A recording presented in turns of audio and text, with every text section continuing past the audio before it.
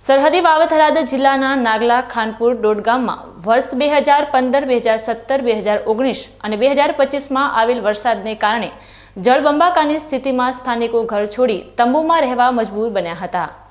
આજે પણ 500 હેક્ટર જમીન વરસાદી પાણીમાં ગરકાવ છે। સ્થાનિકોની મૂંઝવણ છે કે હવે વાયદા વચન નહીં પણ નક્કર કામગીરી કંઈક કરી અમારું ભલું વિચારો। આ દ્રશ્યો છે થરાદ તાલુકાના ડોડ ગામ નાગલા ખાનપુરના।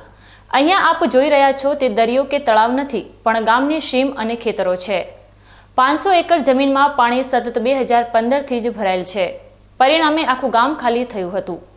ગામમાં ઘર છે, રસ્તા છે, તમામ સુવિધાઓ પણ છે। બસ ગામના ઘરમાં કોઈ રહેવાવાળું નથી કારણ કે ઘર, રસ્તા, ગામ, શાળા અને ખેતરોમાં વરસાદી પાણી વર્ષોથી યથાવત છે। પોતાના ઘર છોડીને તંબુમાં રહેતા માણસોની વેદના કેવી હશે। 3000ની વસ્તી ધરાવતા ગામના 200 ખેડૂતોના ખેતરોમાં ઘૂંટણસમા પાણી વર્ષોથી યથાવત છે। ત્યારે ખેડૂતને શું વાવવું અને શું લણવું એ પણ રોચક સવાલ છે। 3 ગામોમાં વર્ષોથી વરસાદી પાણી ભરાઈ રહેતા વડીલો, બાળકો, પશુપાલકો અને ખેડૂતોની સ્થિતિ કફોડી બની છે। સતત વેદના ભરી રજૂઆત છતાં તંત્ર એ માત્ર લાગણી જ બતાવી બાકી દ્રશ્યો જ કહી રહ્યા છે કે હવે સહન થતું જ નથી। વાવથરાદ જિલ્લાના થરાદ તાલુકાના નાગલા, ડોડ ગામ અને ખાનપુર મુકામે ગત ચોમાસામાં જે વરસાદ આવ્યો અને એ વરસાદના કારણે જે પૂરની પરિસ્થિતિ સર્જાઈ હતી તે મામલે સમગ્ર વહીવટીતંત્ર દ્વારા અને સરકારશ્રીના માર્ગદર્શન હેઠળ જે પૂરના પાણીના નિકાલ માટે હંગામી ધોરણે વૈકલ્પિક વ્યવસ્થા કરવામાં આવી હતી અને મોટાભાગે જે પાણીનું શક્ય હતું તે તમામ પાણીનો નિકાલ કરવામાં આવેલ છે અને પાણીનો નિકાલ કરતાં જે હવે તળાવોમાં જે નિકાલ કર્યો એ બધા તળાવો ભરાઈ ગયેલ છે। તો હવે બાકીની જે વ્યવસ્થા છે એ પણ તંત્ર દ્વારા હાલમાં ચાલુ છે અને કાયમી ઉકેલ લાવવા માટે પણ માનનીય મુખ્યમંત્રીશ્રી અને માનનીય અધ્યક્ષશ્રીના માર્ગદર્શન હેઠળ એક રાહત પેકેજની જાહેરાત કરવામાં આવેલી છે। તે અન્વયે પણ સંલગ્ન વિભાગ દ્વારા યોગ્ય કામગીરી ચાલુ કરી દેવામાં આવી છે અને આવનાર સમયમાં આનો કાયમી ઉકેલ થાય એ દિશામાં વહીવટીતંત્ર અને સરકારશ્રી બંને પ્રયત્નશીલ છે। પાણીના નિકાલ માટેની વ્યવસ્થા કોઈ પણ કાળે સરકાર કરે તો વિનંતી છે। 2015થી કરી અને 2025 સુધી 10 વર્ષ એક આખો દાયકો કોઈ તો સાચો બધું પાણીમાં છે। અંદર ખેડૂતો 300 જેટલા છે। ઘર વખરી, માલ, મિલકત, પશુ સંપત્તિ બધું નષ્ટ છે અને કોઈ પણ રીતે પાણીનો નિકાલ કરે એવી અમારી સરકારને રજૂઆત છે। બીજી બાજુ ખોટા દિલાસા આપવામાં તંત્ર પણ પાછળ નથી રહ્યું। અનેક વાયદા વચન અપાઈ ચૂક્યા છે। સીએમ ભૂપેન્દ્ર પટેલની સરકાર બસ પાણી નિકાલની વાતો જ અને વચનો જ સામે આવ્યા છે। નક્કર કામગીરી ન થતા લોકોમાં આક્રોશ ઉભરી રહ્યો છે। તંત્ર દ્વારા કામગીરીના ફળ સ્વરૂપે પાણીના નિકાલ માટે 1 માસથી 12 મોટર દ્વારા પાણી ખેંચાઈ રહ્યું છે જે માત્ર 2 ફૂટ સુધીના પાણીનો નિકાલ થઈ શક્યો છે।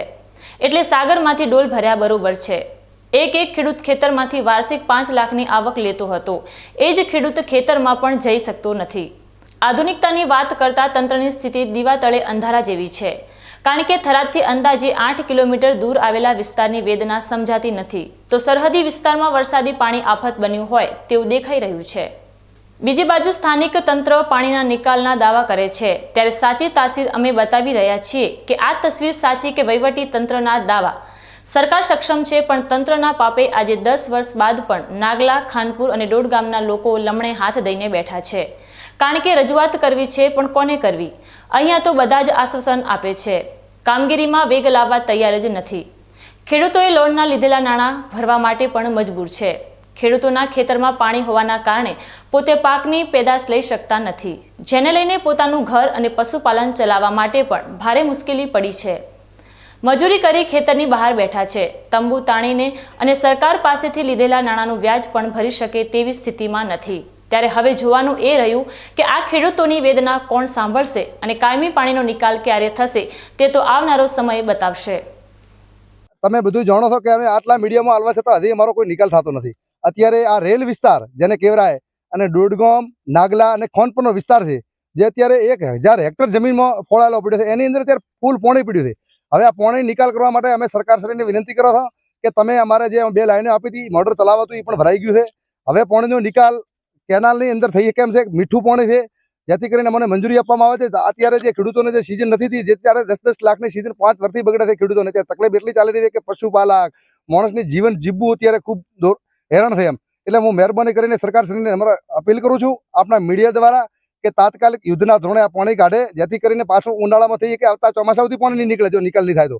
એટલે આ પોઈન્ટ લાઈનો માર્શમ રાજમાં નાખવામાં આવે, જેથી કરીને મીઠું પાલર પાણી છે એની આગળ પાણી અત્યારે સિઝનમાં પણ વપરાશે એવી હું અપીલ કરું છું સરકારશ્રીને.